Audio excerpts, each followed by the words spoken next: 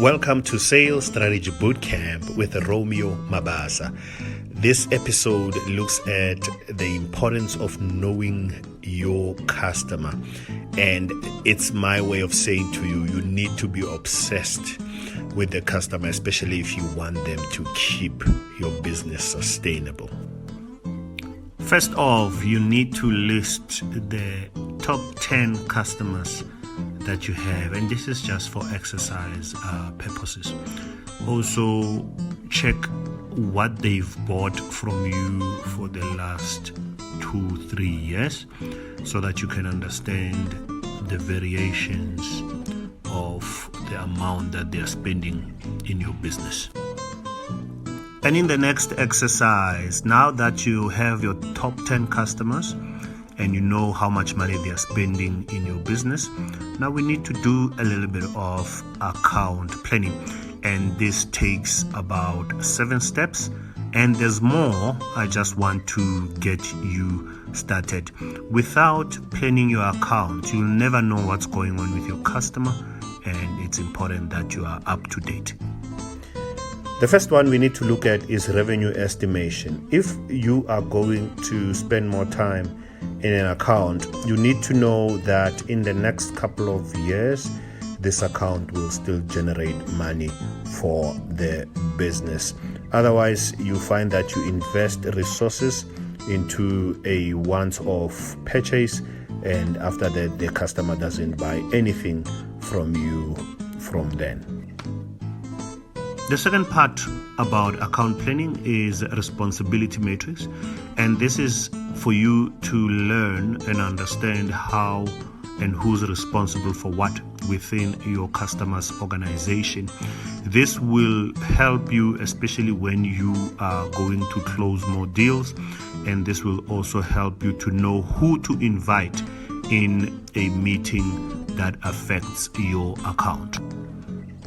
And the third part is to understand your customer strategy. Your account planning must align with where your customer is going. And very importantly, to understand what technology they are trying to bring on board as part of their strategy execution. You don't want to find your products or your services out in the cold because you just never aligned with your customer. And number 4, it's very important for you to understand your customer's vision, your mission, objectives, the services they are trying to render. Who are they selling to? Who's your customer's customer?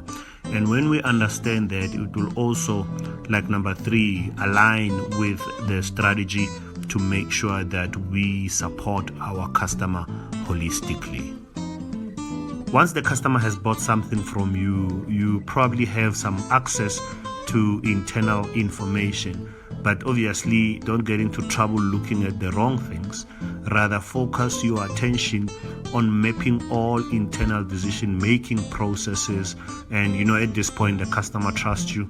Just make sure you know how they make decisions, what processes they follow to make sure that you are aligned.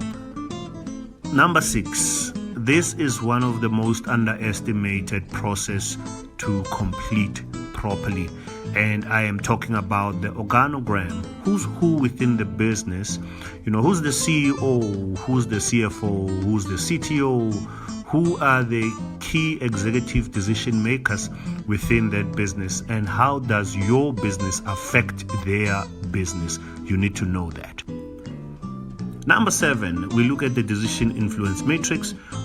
D stands for decision maker. Who's the final decision maker? E, who evaluates and ensure that all the processes are mapped. Who approves and who influences all the decisions within the business. When you don't know all these people and their thinking process, you might miss the boat more times than you realize. One of the questions that I often ask salespeople in our boot camps is, how old is your oldest customer? And why have they chosen to remain your customer for this long? What are you doing right? Have you ever asked them that question? You cannot just trust that they still like your product only. Perhaps there are other things, but you need to know. Here is one question that must always keep you on your toes. Why should your customer remain loyal to you? I mean, I am sure that your competition has been knocking on their doors. They are studying your product to see how they can take you out of business. So the question is, what are you doing to make sure that you encourage your customer to stay loyal to your relationship? That's the question you need to ask yourself. I can never say this enough. Competition is constantly knocking on the same door of your account. There are new entrants coming up with new innovation, new solutions, and it's very important for you to map them. Perhaps you do a sort of your business, you do a sort of your competitors to know what they are trying to do so that you stay one step ahead. And my parting shot, remember that nothing lasts forever. In business, in life, it's very important for you to start assessing your account to check its maturity date. You are either concurrently working on a new product, new innovation, aligned to your customer strategy to make sure that you sustain the business. Longevity is key. Make sure that you are alert.